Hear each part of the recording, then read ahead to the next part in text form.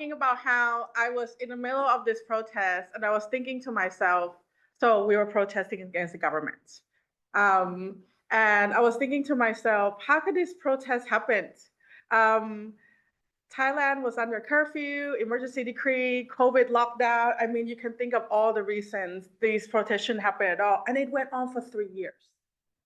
3 years, starting in 2020. Literally, the government every day was like, you cannot protest. No more than 5 people in public. You're going to go to jail. Like every kind of repression tactics you can think of. And I was thinking, and they're mostly young people. It was our biggest youth protest that we have seen since 1970s. And they were all on their phones, and this whole thing started way before they show up on the streets.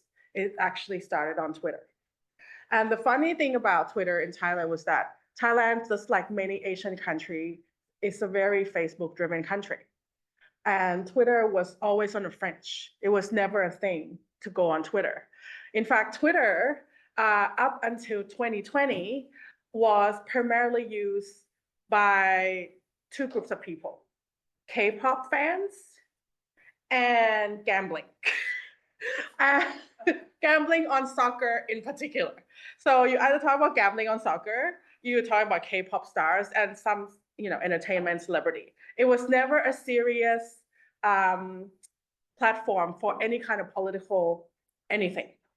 And so it was a surprise to everyone outside of the protesters themselves that Twitter actually emerged as a really critical tool, not just for political expression, self-discovery, but actually to lead to actual protests that started and went on for 3 years.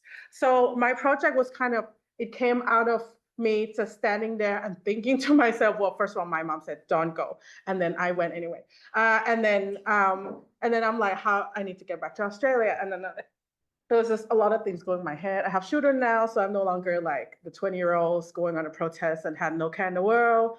And just sort of trying to make sense of this. And then I think about Thailand, and I think Thailand's actually, why did we have so many protests, right? Thailand's actually, we're talking about worst offenders in terms of internet freedom, is among the worst. I know that many of you go to Thailand on holiday, but it's actually a very repressive country. And so, freedom on the net, every year, and this is in 2022 because that video footage that I show you was 2021, so it actually represented, the ratings from that year. It's in amongst of this world, autocratic countries, and it has done almost everything to restrict internet freedom, other than shutting down the internet and blocking social media. So there are two big things I haven't done. And I was part of this crowdsourced mob data platform that started in 2020 out of Amnesty International and a broad range of academics to sort of get people to report on the number of protests that had been going on, because the state censorship on broadcast media was so high, they were not talking about the protests. Basically, you had to be there to see, and some fringe sort of internet or online only media outlets and citizen journalism and basically Facebook and Twitter.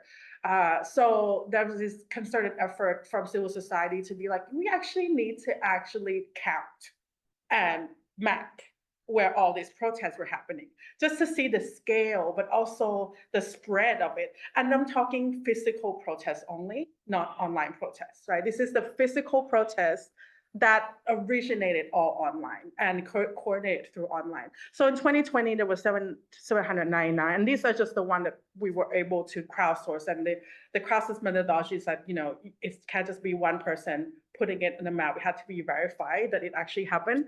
And in 2021, it escalated twofold. And then it kind of dropped down to 753. There had been, sorry about the language, but there had been use of tear gas. They used these giant trucks that had the high-powered shoot water cannons, yes. And they use chemical spray. So especially like that really hurt your eyes. And they use rubber bullets. The number of times they did that. So they could have more. In the video, it's just show you like what it was like to be inside of it. It was all of these, but also the police was everywhere. There's barbed wires, you know, you can imagine. So the kind of big question I had in mind while that's what's unfolding was like, why were there? Yes. Is there like a correlation between the non-protest zone and the Muslim population? That's a very good question. Generally, protests in Thailand is concentrated in major cities. Yes, but also it's the visibility issue, right? The vast majority of protests happen in Bangkok, and a few of the northern cities and one in the northeast. And I think it's just and that's a really great question because they were primarily driven by student movements that are based in Bangkok to begin with, and their networks in key provincial cities. There were, because it was digitally mobilized, these are largely urban middle class. So they're not the poorest of the poor people. They're young, but they're urban middle class and up. And if it doesn't happen in Bangkok, it could just not happen. It still function like that, unfortunately. So yes, that's a good question. So the vast majority of the protests do happen in the major city, but particularly high concentration in Bangkok where the seats of governments were. So the sort of big, broad question in my head at the time was like, why were there so many protests in Thailand? And Thailand has had lots of protests. It's one of the most protest-prone countries in the world, and even compared within the authoritarian regimes, which says a lot about it. And I was thinking about the kind of tactics that had already been used for protests not to happen, especially under COVID lockdown, you know, everything, right? Physical repression like curfew, emergency decree, no more than 5 people in public, arrest protester, detain suspected protester, jailing people for disturbing social order, which, Isan, you can agree, social order can mean many things. You know, jailing people for potentially saying bad thing about government, like anything could land you in jail. I had a colleague who was working at a university and then he was at work and then it's not. It doesn't look like a civilian car. It's basically a police car / army car showed up and was like, "I need to talk to you. Get in the car." And then he's like, "Where are you taking me?" You know. And he's got in the car and drove him out 2.5 hours outside of Bangkok into a military barrack and made him sit there and say, "I need to open your phone." And he's like, "Why? Why am I here? And why am I opening a phone?" Like, "I need to log on to Facebook right now." And he's like, "Well, I'm not doing that." And well, this is a military barrack, right? So he could just die there and nobody would ever find out.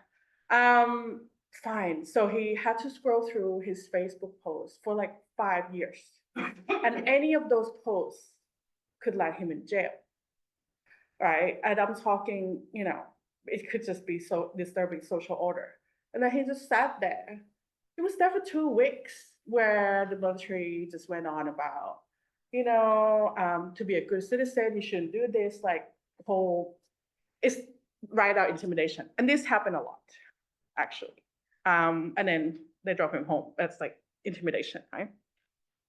The digital repression side, there was surveillance, there was spyware, activists, Pegasus, the use of Pegasus. This was discovered through investigative work with a citizen lab at University of Toronto.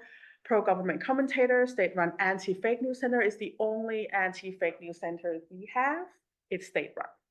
We don't have an independent and fact-checking organization in Thailand. There was an effort to have one independent one that was run through the Associated Press, but it was so limited in what it can do. There was at one point 1 staff. to basically do all of the fact checking that was going on. Internet censorship laws, blocking sensitive content, pro-government astroturfing, everything, right? So it's sort of like, basically Thailand's authoritarian leaders did everything right to not make protests happen.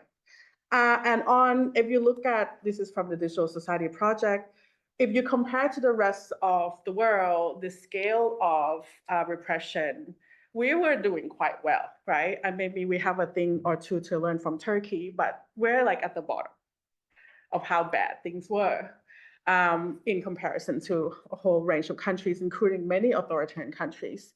So it felt like, how did 3 years of protests even happen in person, not online protests, despite all of this that they have done to not make it happen?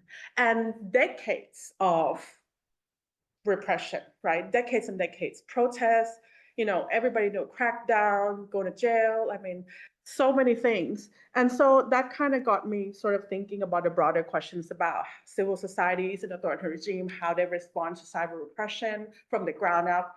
But particularly for this project, the conditions under which online opposition movements can counter some of the state-centric repression in Thailand. Because the movement that I was looking at that culminated all these protests started online, and on Twitter in particular, but also to a large extent Facebook. How did they sort of get there? And it went on for 3 years. So it wasn't like, some of you are old enough to remember the Arab Spring. I say this because whenever I teach in class, I just realize like how young the students are. Like, Arab Spring, 2011, they're like, but I was 6 anyway. So like, I was 6 at the time. So like, it wasn't like an abrupt moment of 1 or week or 2 weeks. It was 3 years. 3 years where basically most of the protest leaders are either in jail still or in exile, right? It's not like it just went on and on and on. The movement that I focus on is called the Free Youth Movement. So the broad coalition of student movements had about 8 core movements inside, and Free Youth was one of the biggest one, and it was the earliest one to actually kind of start this whole thing. The 2 leaders, James and Ford, are in self-exile in LA. Is he still in LA? They're in California. So they were, Thailand is actually one of the first countries to use the 3-finger salute from Hunger Games. That was back in 2000, and it was in the early 2000s. Because at some point, the government was actually going to ban Hunger Games. I mean, how ridiculous is that? I mean, a dictator had to ban a movie. He'd be like, you can't protest. We're going to ban Hunger Games because of the 3-finger salute was such an important symbolic gesture that didn't require speaking, that you could do in public and everybody understood what it had meant, right? So I'm kind of thinking, I've been thinking about what might explain the success of this digital dissidents, but also actual protesters in mounting the protests at all, both online and offline, and particularly how it kind of got all started online, despite all the repression tactics that the government had tried to implement, especially since the coup in 2014. So that the digital repression program that was state-run started almost a decade before this protest started. So they had about almost 10 years of like doing something, trying to do something to prevent protests, right? And I was just thinking, maybe the protesters were really smart and the state is just dumb. That's what I'm thinking. And I will tell you why I'm thinking this. And I was thinking that maybe digital dissidents in Thailand were able to outsmart the state because of the state lack of understanding of the youth digital culture, and maybe the role of digital protest brokers in the network. And what got me to think about this, I had to read back old literature, really old literature, pre-internet literature, about how authoritarian state function and what they think, and particularly, James Scott's work on seeing like a state, like what do they see when they're trying to create order in society? And I'm thinking the same of what would they see to make Thailand function the way it wanted, but now with social media, which the state was late to understand because they're older generation and they're not digital natives. So while I was thinking all these things, and I got an email from the Stanford Internet Stanford Internet observers. Basically, they said, well, it's not off the record because now it's public knowledge, but they said, we got a request from Twitter that they're suspecting the largest scale of state-run coordinated inauthentic behavior campaigns in Thailand. And they wanted to release this information, but they don't know what it meant. So we want you and Stanford people to have access to this data and tell us why they did this. So it was sort of like, this is, just like the presentations yesterday, this is Twitter's understanding of CIB. They've got the data, they dumped the data on us and said that you have 2 weeks before we make the official announcement. And I jump on this because I'm like, it's really rare to be able to understand. So first of all, I admitted I took Twitter at face value about what they understood as CIB. So I said, okay, we'll just take it at face value that that's what you have decided was CIB. This is before Elon Musk, so I felt like they have done this on other countries, but never Thailand. It was the first time they were going to break this. And I said, okay, fine. And it's like, for us to be able to get access to data, that is the disinformation campaign data from the state that had been verified by Twitter was near impossible, right? So I jumped on this project. We look at about 21,000 tweets from 926 accounts. I was more like the non-technical expert on the team. And we basically, we found that all of these accounts originated from the Thai army, largely based in Bangkok, but also the provinces surrounding Bangkok. So those were the key military barracks that had come out. And we did the analysis of engagement and all of this, and we found that most of the, that it was a very unsophisticated information ops operation, if that was, in that sense. It was coordinated, but it was not a very, very good one. It lacked any marketing tools. They didn't know how to use hashtags properly. They kept tweeting to each other, basically hashtagging the other army units rather than, they didn't know how to use hashtag. The number of engagement was extremely low, and the posts were so obviously military. And this is why it got me thinking about digital youth culture, because they talk like my 60-year-old uncle would talk. Or some guys who clearly don't know how to use Twitter. It's just the way you read the tweets and you're like, who talks like that? Like, this is just not the way you talk to, definitely never young people, not young people on Twitter. Just like their hashtag is like soldiers are the foundation of Thailand. Like, really? No one uses that hashtag. Oh my God. And like, you see how long it is in Thai? Like, it's super long. It's already like maxing out. Anyway. So then we kind of look at the accounts that got targeted. It was trying to neutralize the protester sentiment because it was happening around the same time, anti-military sentiment, opposition. And the key players were obviously military accounts, the PR, the army accounts. I mean, they didn't even try to hide it. Either they didn't know, or they're just not that sophisticated. And while we were investigating all of this, I'm not making this up, there was a leak of this operation that had come out in the media, put together by the opposition at the time, political opposition, who were also the main targets of this. So basically they found accounts. So the leak came from inside. So while I was manually actually reading every single tweet of the 21,000 tweets, because I didn't trust translation, I didn't trust AI, I just read every single tweet, I found that 2% of the tweets were anti-military.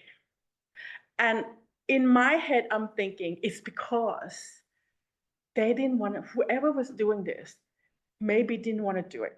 And this is their way of sabotage. Because the tweets were so weird. They were just like saying all the bad stuff about military, using a fake accounts. And I just think if these were all coordinated attacks and they were hired or paid or in some ways doing this 2% that was the dissenting tweets from inside, maybe sabotage. This is my head. And then the leak happened. So basically the military, so in Thailand, we have mandatory conscription. You have to serve in the military. And the military is actually a very large provider of employment, especially for like lower income people. And so they basically make these soldiers do this. So they said, your task today. They actually had an account. These were the training videos that got leaked. So they were training like low-level soldiers to become pro-government, pro-military commentators and to sabotage any kind of protest or political dissent. And this is the training footage, and they had an Excel spreadsheet of these accounts that were created, the things they had to say, the hashtag they had to use, how many other accounts they're supposed to reply. Like there were actual spreadsheets of instructions because these were people who were recruited to fight for our country, not to write tweets targeting youth protesters. So they had to learn to do it. So our report is so this is the evidence that this has been going on. And we have then the Twitter side evidence sort of coming together, and it completely exploded. So that's the report. Cheerleading without fans, a low impact domestic information ops by the Royal Thai Army. And I was like, I published about this, but I was so proud to actually, so I got called to provide a hearing on this because the report came out, then the leak happened, and the opposition MPs were already, they had been over the years suspected that something's happening to their accounts, right? It's difficult to survive as a political opposition in an authoritarian regime in general, but they felt that they were constantly being attacked online. So I got called on to the parliamentary hearing where this was one of the opposition MP actually used our report and the leak to present evidence that this has been happening, and that as a result, they created a sub-parliamentary committee that investigates specifically disinformation against politicians, opposition politicians and dissidents in Thailand as a result of this work. So I'm like, I feel really proud that I was part of it. I was absolutely trolled for a year straight up on Twitter.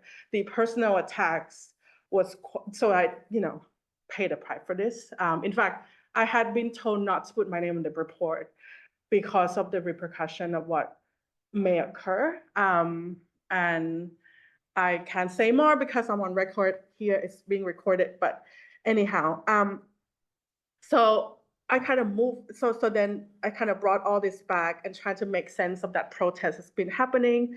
So at that time, I was able to get Twitter data using mainly the hashtag, but also the account of Free Youth, trying to map out what's been going on the protest side. I did a little bit of social analysis, not that great. And then I did topic modeling of the a little over 100,000 tweets that we have to try to make sense of what is it that they were talking about online, what were some of the key grievances, and what were they trying to do. using the hashtag free use and the account of free use movement. And then trying to map out the patterns of activities, what they're sort of using Twitter for.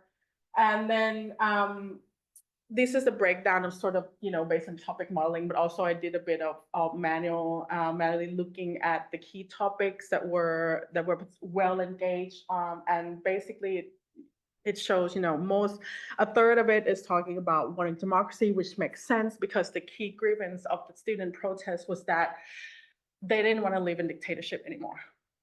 And the election in 2019 happened under which basically elected the same leader who staged a coup in 2014, who had decided to call an election because they had basically laid down the ground to ensure that the military leaders who then turned to politicians would win the election. So it's a completely rigged election. So they want democracy. They want better rights for youth. They were talking about government opposition, the different ways in which they crack down on people, arresting people, whatever, freedom of expression. So those were the things I did. So I was trying to make sense of the kind of contents of what they were saying. And then I also did a survey, not only looking at youth engagement, the survey, I'm still analyzing some of the data. I haven't analyzed all the data, but basically, I partnered with University of Michigan as well as TikTok. TikTok was contacting me and said, we're very concerned TikTok now is being used for disinformation. And I'm like, really? You are concerned. Okay, well, so especially because the election's coming up. So we want to help look, because I told them we're doing this survey for the upcoming election 2023. That was the tail end of the protests. We wanted to see whether or not participation in the youth protests or having experienced any kind of government repression had any kind of impact on their political engagement and who they might vote for and what have you. So they basically gave us a few questions that they are worried about that we then built into the survey. So the survey was randomized. It had about 1,200, over 1,200 respondents. Was done through Qualtrics. And then some of the key things that we learned from the survey was that it was the very first time that social media has a direct impact on who they would vote for in an election. So prior to this, social media was important as a tool for learning about politics, learning about election, but was never a decisive tool for choosing who to vote for. It was the very first time that this happened, and particularly amongst young people who had been in a protest. So to be able to get the data to say, yes, social media mattered to me, I have been in a protest or have experienced government repression, and this actually helped me decide who I'm going to vote for, was in Thailand in so many ways just like astounding, because prior to this, vote choice was never governed by social media. It was governed by family lineage, friendship circles. It was all social connections. But now, with particularly under 40 years old, in fact, the under 40 years old grew up in dictatorship half of their life, rely on social media to decide now who they were going to vote for. And so I'm kind of coming to the end of my talk now. So I did this Twitter analysis thing. I'm also in the middle interviewing the key protest leaders. I've interviewed some already, and I'm interviewing some more. Thankfully, to me, many of them are not in the country, because the one in prison, I'm going to try to go interview them. I have done this before, but I don't know. It's tricky. I may or may not have access to those, but the one in exile I have access to. So those are the ones I've been interviewing, and it kind of, I'm trying to coming at a midway of my project, thinking about what all of this means, and then I'm thinking about this concept by old concept called network counterpublics, and how maybe they're leveraging, because they started out on Twitter, and because that's their way based on interview accounts, based on it's their way of escaping the repression, because the government wasn't paying attention to Twitter, because the government's kind of behind in their thinking, the older generation. So they were all focusing on Facebook. And Twitter, when they do focus, they hire all these low-ranking soldiers who didn't know how to use Twitter. So they did a bad job, right? Really bad job. And they basically, what I'm thinking is that they over-rely on their try and tested method of repression, jailing, arresting, all of those things, intimidation, detention, rubber bullets. So, because they rigged the election. So in some ways, fighting a bunch of 20-year-olds on Twitter is not they didn't take it seriously. That's why I was thinking, they didn't know how to do it. They didn't think it was important. They couldn't be bothered. One of these logics is going on, I think. That's why the protests started and grew and grew and grew online for so long, without them realizing what's happening or didn't know how to deal with it. And I was thinking also about the role of brokers, this idea of information brokerage in the networks. So they're not necessarily, because these protest leaders and protesters, unlike previous mass-scale protests in Thailand that we have had many of, didn't use any politicians, didn't use any celebrities, didn't use anyone people know who they were. They were just ordinary kids, young people. They're not influencer, micro-influencer, none of that. People didn't know who they were. And how they got started was very much, they're trying to be as decentralized as possible. There was quite a bit of learning from Hong Kong about, what to do. There was learning between, the milk tea countries, Myanmar, Thailand, Hong Kong. It kind of went around. They learned a bit from Malaysia. There was talks among some of the key leaders about how to mount a protest because the idea is they know the state is going to chop the head off. So if they make the protests as flat and decentralized as possible, you can cut lots of heads off, put them to jail. The movement will continue without the key leaders, right?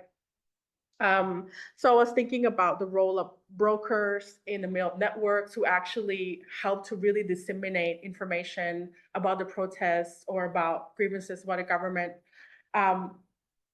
who are not known individuals, they're not celebrities, they're just really good at connecting groups of different people together, groups of communities together. So I'm thinking about looking into this with the Twitter data that I have. So I would really love to get some ideas if this is a good idea. So three key away points that I would like to leave you with is, one is, digital dissidents, I think, can build new cultural repertoires of contention to avoid or counter state digital repression. Two, there's this idea of cultural cognition. Digital dissidents can frame messages to resonate with their own specific communities, but not necessarily to broaden their appeal, because it's their main way of laying low and not gaining the attention of the state. And the third idea is the idea I've been banging about in my head about the protest brokers, whether these are the key quirks in the protest groups online, and that they're not known individuals or celebrities. There's just ordinary people who do a very good job at disseminating information through different groups. So I'll end my talk there. Thank you.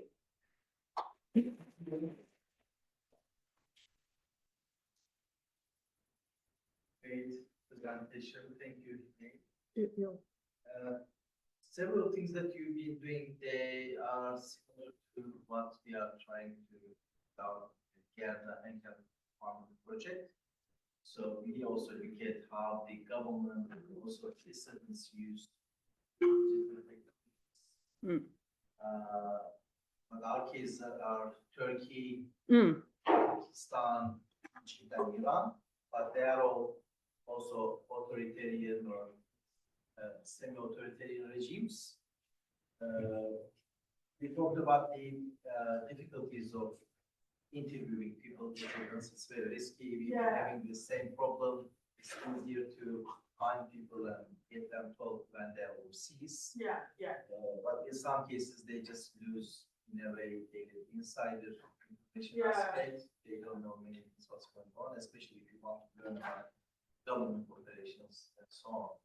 So one thing that I want to suggest, because you are doing a multi-method research here, you may also want to look at the world value survey data. Maybe useful. It's already collected. There are many waves, as you know, and they ask questions on these issues, internet use. We recently submitted a paper on the basis of the world value survey, looking at how in authoritarian regimes people self-censor their use and how they are influenced by the government's rhetoric with regards to democracy. So it may be useful. Another aspect that I want to ask you, but also you may consider looking at in future, not for your DECRA, but for future papers, I don't know, the authoritarian diffusion. Because from what you told us, I gather that the Thai government, the regime, is not really professional in their digital authoritarianism, which is a good thing, of course. But I wonder why, because Turkey was in a similar situation during the Gezi events, 2013. They were very amateurish and the dissidents were really very good. And as you know, Tahrir Square, Arab Spring in Egypt, they were very good and the governments couldn't do much. But then they learned very fast. So we are looking at it from the angle of authoritarian diffusion. So how they learned from the big players like China and Russia, different things. They imported technologies and also legislation and also other digital repression techniques. So you can look at how the Thai regime is doing all these things. And maybe they are already doing it and you may know. It's part of I know, that's the secret. And another question is that the hashtags. It seems that they are all, if it's an anti-government hashtag by the government, it seems that they are all the ones that who are using the hashtag. They seem to be like they are all real dissidents. In other cases, what happens is that the pro-government trolls, they also use the same hashtag. Maybe the hashtag is against the government, says something, Thai regime, go to hell, whatever. But then they use it for their own messaging, so they just mess with the message. That's why you see many pro-regime things. I wonder if that happens in your case. Thank you. Oh, thank you so much. That's a great question. The World Value Survey it's no, you're right. And actually the data from, I don't know if you guys know about the Digital Society Project and Varieties of Democracy, they have massive data as well. We'll definitely look into it. The other question. Hashtag. The hashtag.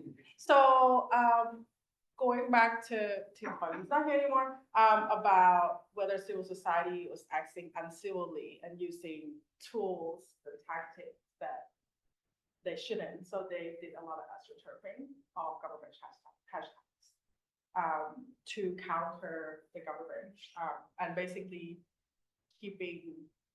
So this is based on interviews of key strategists behind the movement. So they try to push off governments coming to steal their hashtag. They can't hear you. Oh, yes. Sorry, Zoom people. Let me let me repeat. Isa was asking me whether or not the government has tried to astroturf or like steal a hashtag from protesters. The evidence from based on my interviews is actually the other way around. The protesters were actually astroturfing using government hashtags and also employing strategies, coordinated strategies to fend off attempts by the state to overwhelm their hashtags. I don't actually have specific data to back this up other than the interviews of strategists of the political protests. I'm sure that I could investigate it from the data perspective if that actually was true, but I haven't done it yet. Thank you. Yeah, so that was interesting. Thank you so much. Two questions. So, you know, in Myanmar, they have this long-term disinformation campaign on Facebook where they have fake influencers to incite hatred against India. They kind of make you think about, you know, diffusion that Isan was talking about, like, are they not helping each other, these military regimes? I kind of thought they might be, and I'm sort of surprised at the degree of incompetence, basically, that you're talking about. I'm wondering if you looked at what they did in Myanmar at all, and if you looked at what the military regimes have done as a comparative land. So that's the first question. The second one is about the digital protest. I've never liked them in terms of the network properties, like, you know, the type of betweenness that they have, the type of role that they have, and who exactly, I mean, I was a bit confused about who exactly, maybe you mentioned that, I was saying, who exactly were the protest workers and what were they doing? So that's a great question. So first question about military learning. So when I was thinking about these questions, I was thinking, how would I figure out if they were learning from each other? Because obviously if you ask them, well, you can't, because they would never admit to anything, but also they probably wouldn't grant you an interview to begin with. So it's based on secondary sources about learning from China in particular. So all I've got so far with that was the frequent visits of the government official, but also military cyber officials to China and vice versa. So there are officials coming to train. They don't say what they're training on, but it's been suspected that they are training on surveillance, in particular software. So there's that whole market of repression technologies going on, selling of software. That's why when the Pegasus story broke, clearly the Thai government has been buying spywares from Pegasus and maybe other companies, most notably out of Israel, to be used to attack dissidents. But the strange thing about the Pegasus story was that they were using it to target about 30 individuals who were protest leaders. And for me, and that's like a playbook of how they normally do counter insurgencies, right? So they, instead of thinking of digital networks as something much more flat, much more connected, network properties, they just think, which are the people we can like target in real life? And they went with that, which I thought was interesting. They could have done it much more widely instead of targeting 30 people.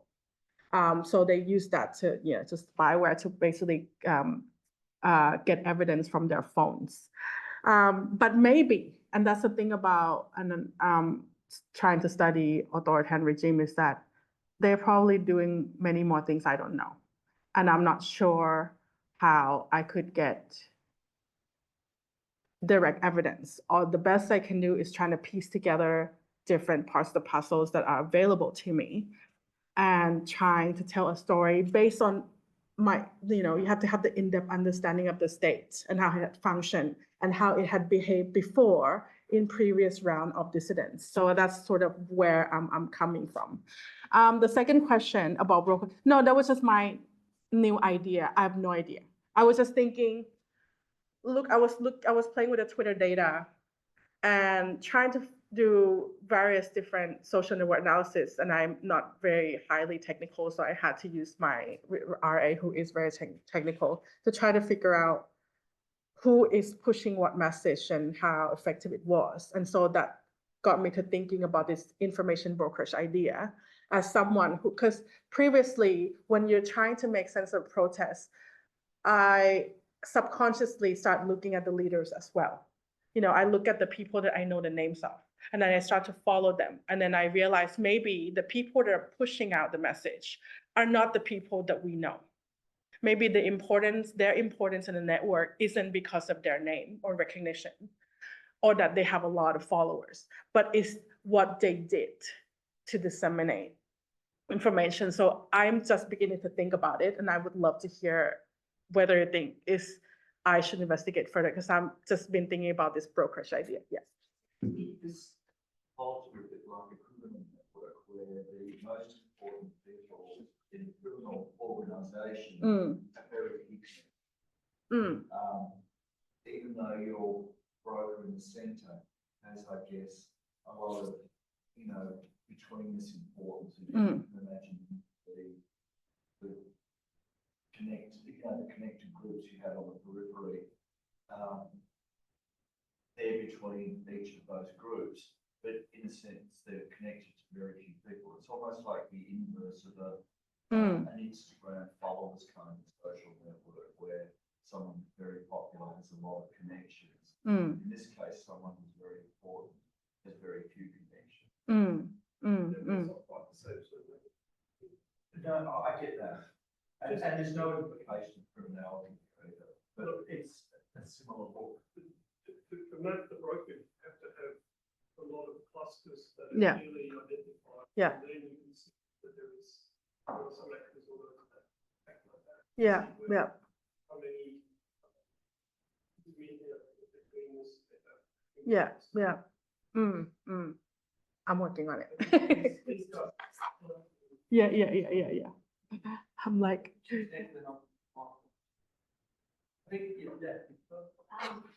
Well, just to say I love the information and I really thought so much incredible rich data. I do think, that it is really interesting to think about the protest brokers. I had a couple of questions about them. My one really more if they're more like community brokers, because I wonder if people return to them, but maybe people who know them can trust them offline, or if that's not the case. But I was wondering, are they anonymous online, being really careful about digital identity and their identity online? Because, the story you started with and described about someone being held up 2 weeks in the army barracks and having to show what their face was. I mean, that's terrifying, because not only for the life of the barracks, but it's so, I just wondered if those people have more advanced skills.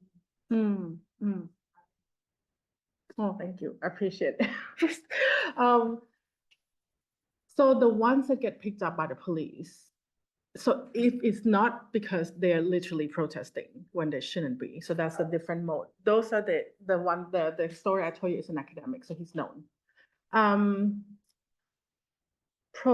So Tim, going back to the point about CIB and why civil society used that.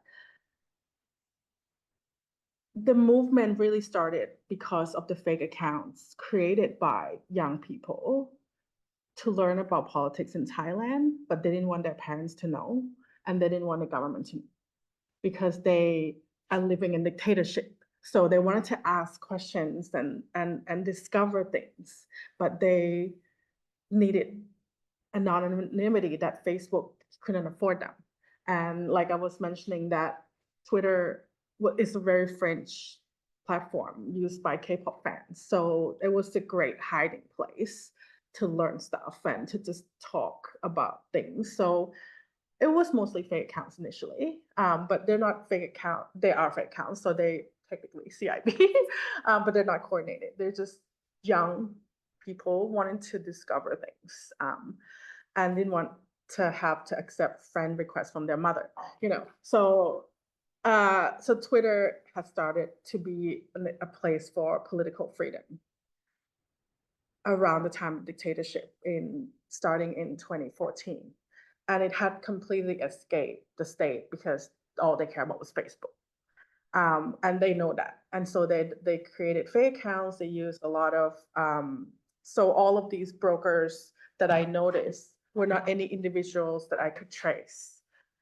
They were random accounts. I'm not even sure I can get to interview any of them, but it was just looking at like, who is this? Because when I think about protests, I think about who's a leader, and they say, well, we're not supposed to have leader, but these are the key leaders, and then these are all in jail now, in exile. So, but the movement kept on.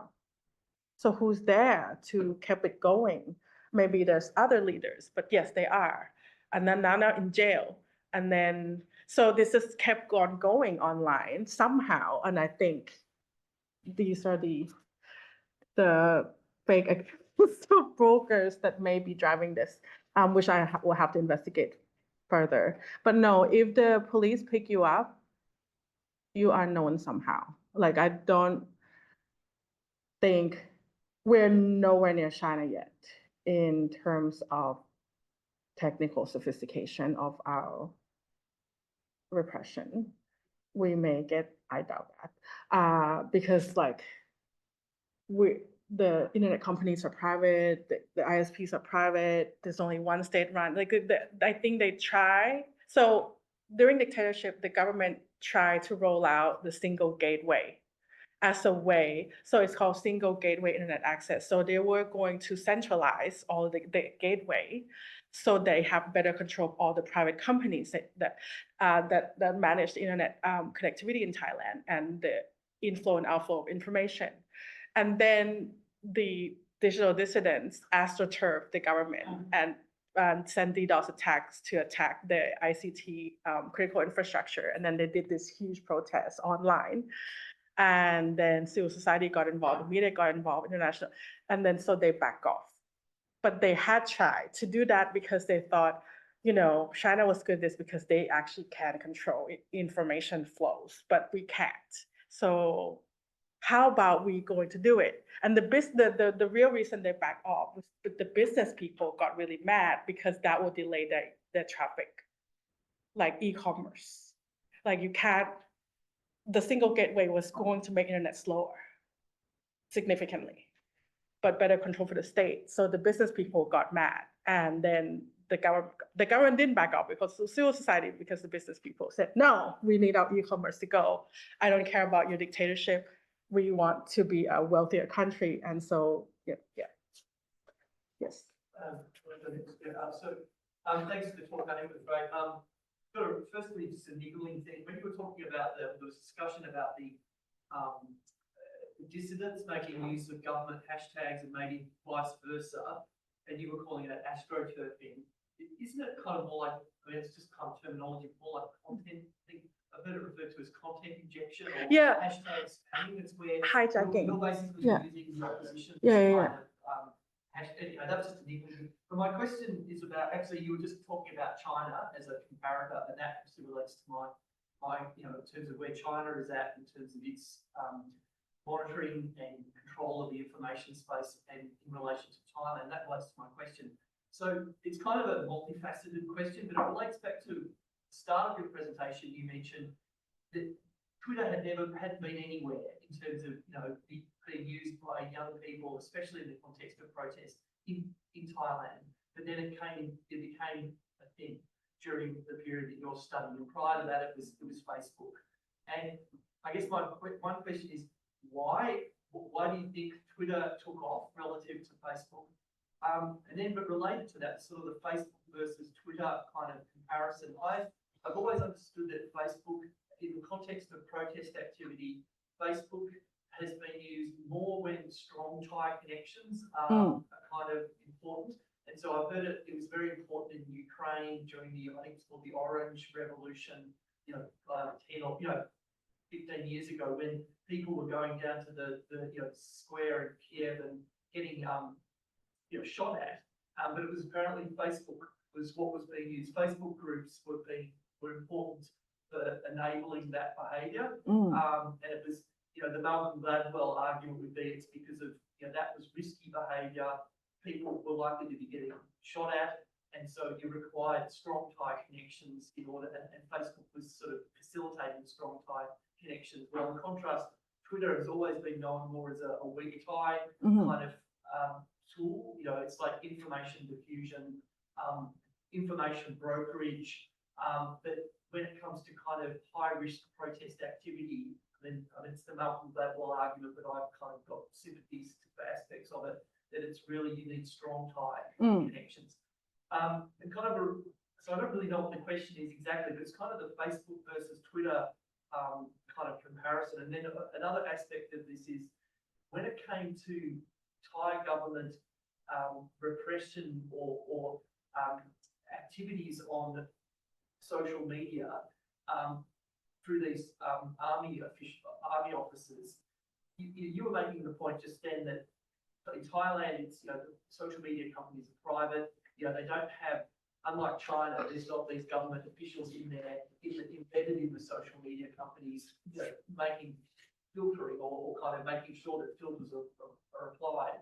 But still, have you got any evidence of the types of tweets that the Thai government seem to be most worried about? In the sense that if these army officials were somehow trying to kind of do hashtag spamming or whatever to try, were they attracted to particular types of tweets? And because I know in the China case, it's been said that there was that paper by Gary King and colleagues where they basically was argued that if it came to just criticisms of the government, criticisms of corrupt officials, they let it go. But if it had anything to do with on the street mobilisation or could potentially lead to that, that's when they filtered it out. I'm just wondering, see any evidence of that. So apologies for the extended. No. And I'm thankful, Rob, that you correct me. The term astroturfing, I think it was hashtag hijacking. Yeah, exactly. Yes, you're right. It was totally two different behaviors. I appreciate that. So the Chinese, so the Thai government have, you're right, social media companies, they can't really do much. I've in fact interviewed 3 Facebook officials, Facebook people who are in the public policy space out of the Asia Pacific office in Singapore, whose job was to negotiate with the state about what kind of things they can turn over, because the request for data was constant. Especially, the authoritarian governments always say, well, you need to abide by our laws. And that the laws they created is basically anybody who said anything that could potentially threaten national security is a threat to our state. That could be anybody, right? So they used that and said, you need to turn over this data now. And then Facebook, based on my interviews with them, they said we negotiated on a case-by-case basis. And that's the same thing with Turkey. But they never told me what the criteria for when they turned over the data was. So, but I imagine that is limited because the arrests continue, the intimidation, all the physical repression tools were all used, max out, right? Maximum that they could. So I feel like maybe they can. What was the last question you have? Sorry, Rob. Just the particular types of yes, yes. Attracted to. So the computer mediated they created a law to base. So Thailand's is well known for its lèse majesté law, which is you cannot say anything about a monarchy, and you land yourself in 15 years in prison. And we have had lots of cases of that. And one of the big topics of the youth movement online was actually to reform the monarchy, which had never been spoken about because people have been going to jail for it. So they were not able to filter out things, but they can request Facebook to shut this page down or that down. And their most success actually is on the issue of monarchy. So that's when they get the highest number of requests granted from Facebook. And that's particularly true. They admitted, the government said that, and Facebook both said that. Other politically sensitive issues that they really focus on, especially based on the Twitter data that I did with Stanford, was any kind of anti-military or anti-government comments, not necessarily about protesting. Because that's, yes, of course, they can't filter anything, but they're keeping an eye. But basically trying to counter negative narratives about themselves and created new narratives to increase their legitimacy, because that's what authoritarians do when they come to power unlawfully or illegally, or, they're trying to trump up their support. So one aspect of this that I did not look at, and I really should, is actually the support for the military. I have done this in the past, looking at Facebook, Twitter. So Facebook groups that are in support of the military, in support of certain military dictators, in support of having military in politics, they're actually quite large. And that's how most authoritarian regimes, I think, survive, is they need to have grassroots support that they didn't prop up, but actually want them there. So that I haven't looked at whether or not there has been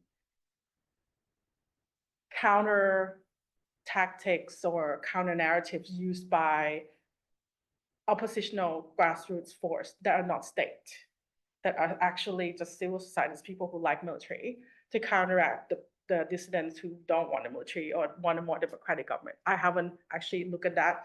I'm debating not, because that will just make my project really big, but it's like an elephant in the room that I'm staring at the moment.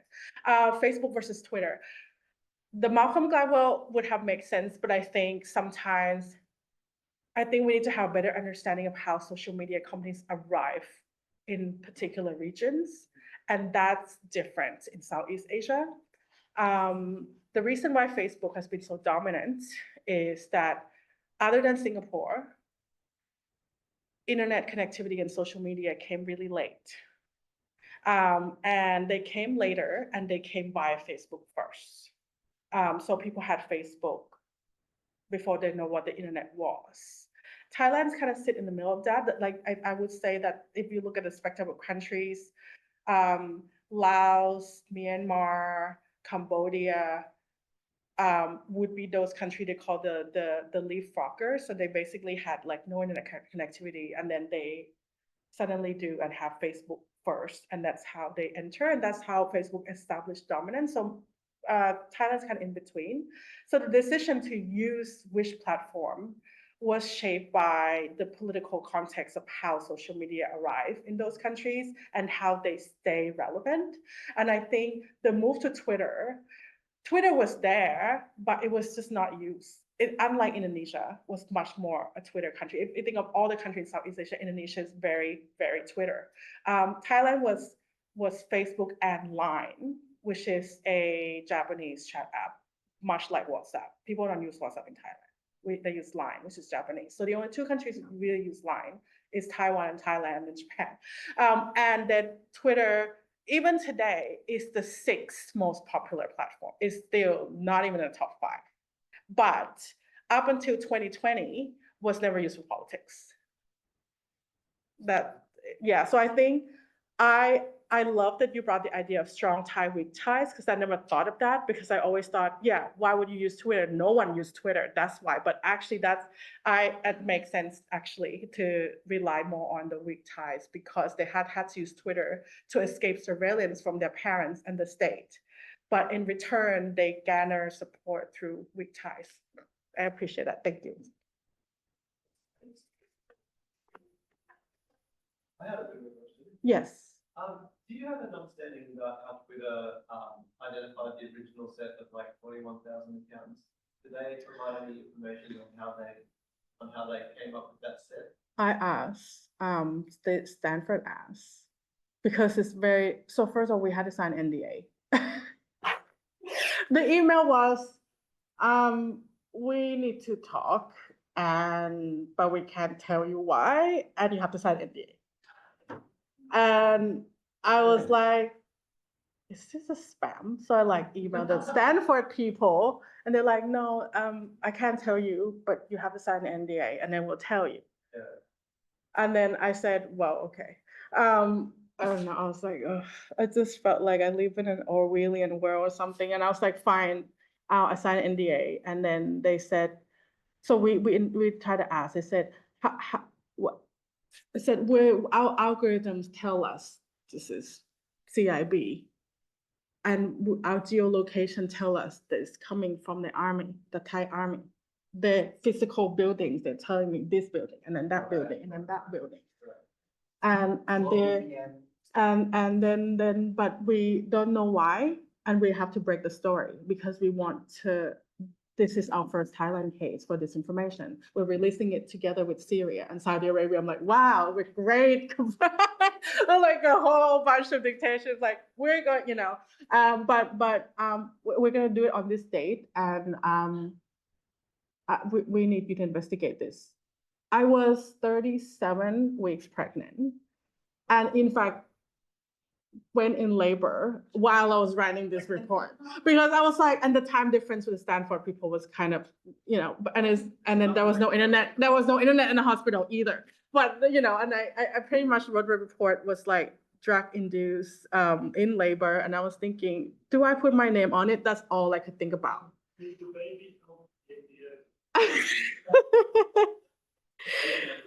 I remember crying because I was like, I'm going to jail for this or not. Like this, when you grow up dictatorship, a lot of times you like, that's all you think about sometimes. Am I going to go to jail? I didn't tell my mom about this. I should have told my mom, it's all this thinking about repression. And it's like, I think repression follows you, doesn't it? It's like a cloud in your head, just like walking. And you're like, do I do this or not? They'll put my name because the staff was like, you signed the NDA, but like we're Americans, so they don't care and we don't care. They're not gonna like, we don't care if they like harass us on Twitter, whatever. But you should worry about your safety, I mean, it seems to me, this is my perspective. Yeah. Too often these appear to be sort of public relations exercises. Yeah, I mean. In some respects. Yeah. And really work. And Yeah. Really great work. But at the same time, that lack of transparency means you don't know how much else is out there that they didn't give to you, because you're fitting into their calculus of public relations. Yeah. Like we've got this date, we've got these countries, we're doing this to like combat, Yeah. Are you with us or what? And then you have to shoulder the price. Yeah. No, I get that. And I could just be really cynical and be like, screw this. But then I thought, geez, you may never do this again, which they won't now. They completely shelved that project. I don't think they were disrespectful. I think they had really big human rights and people came in human rights. Yeah. The work, I mean, sorry. No, I get it. It's not now. The whole project is shelved. It's the state-backed disinformation archive that they were trying to create that would grant access to academics. They did create that. The full range of data that they gave to us that had identifiers were I don't know the right words, DHash or something it's called, and they put it on the archive. No, they were not throwing me under the bus. I think they did say, no, it was a Stanford people who's like, you want to put your name on it or not? And because they said, look, to have a Thai person there would make this matter. Because it's not just a bunch of Americans crunching some numbers about a developing country they don't care about. But we're not going to get the hate. You are, because the timing of that release, the IO leaks happened in Parliament in Thailand, and it was just that report was on every news for weeks. It was debated, and I didn't know that was gonna happen. Actually, I was like, oh, maybe nobody will want to read it because it's not even in. I was like, if you don't make this in Thai, no one will read this. But then Twitter gave us 2 weeks. Because I don't know, their PR schedule may have said, we have to release on this date. I have no idea. I have no idea why the time was so restricted. It's almost like an afterthought. I felt like there was some kind of connection with Stanford and Twitter in terms of data sharing, because the head of the observatory at the time used to work. There were like Silicon Valley people. Yeah. And so there was that going on.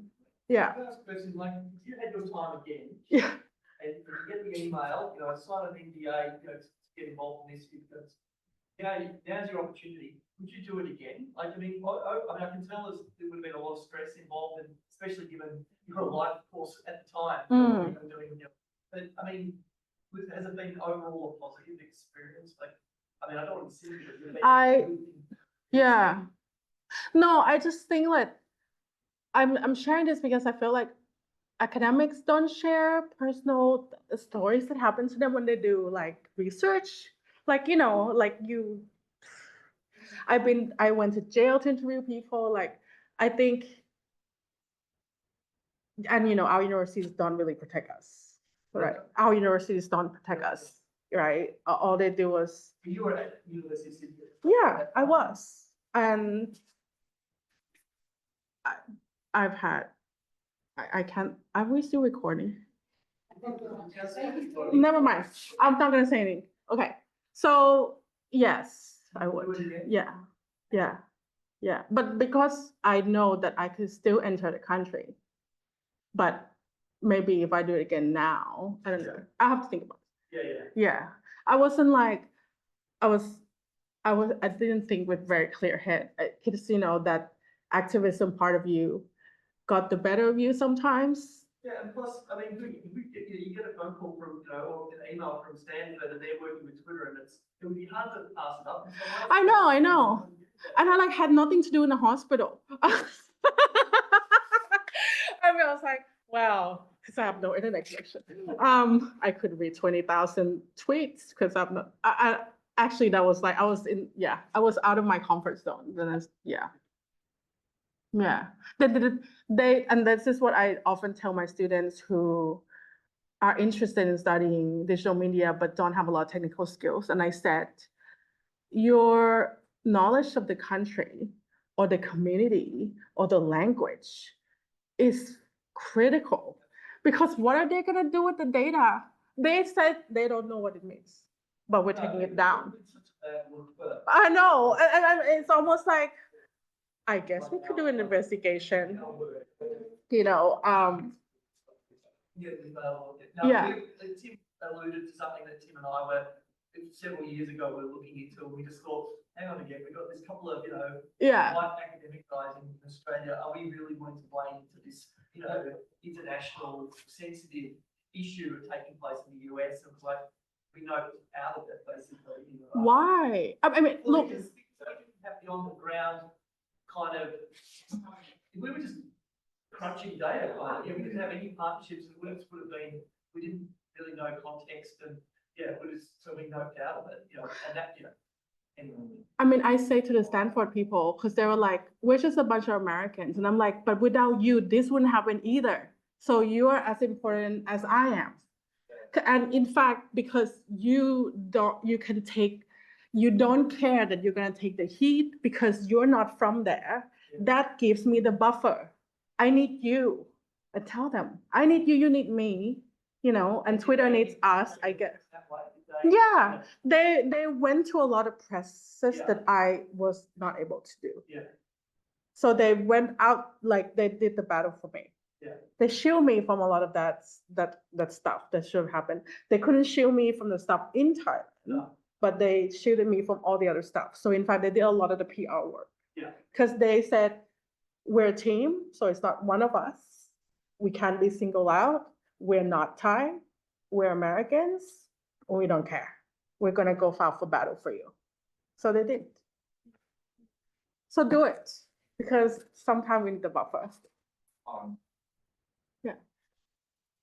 Stanford, the useful outside. Susan commented that Stanford was useful outside. They were the useful outside. And they had already a technical team to do a lot of the work. They were quick. This is not the first time. They've been doing this with Twitter for a while with different countries. And I think they just had like a way to do things. And I mean, I was also working on their spreadsheet, but it was just like, they've done it before a lot of times. So the fact that somehow they could get Twitter to give them that data, I think was critical. Because Twitter could have just taken it down and not say anything, which they have done since. They just take stuff down and they don't even have a press conference anymore. They just do it or not do it. Oh, I don't know. But I thought that was I love what you said about, that was a really good human rights moment for Twitter to do that. Because Facebook was, I got like 3 grants from them and they still wouldn't give me data. Like, I mean, sorry, but and they called me to ask for stuff like, oh, what do you think about what happened? Like an external advisor, but never giving me data, ever. And I mean, I don't know. I just think, because they're worried, they're scared since Cambridge Analytica, right? Or whatever. They give me CrowdTangle, but that's not data. But anyway, so it's just, yeah, I thought that was a really good Twitter sort of period that I miss. Yeah. Thank you. Oh, thanks.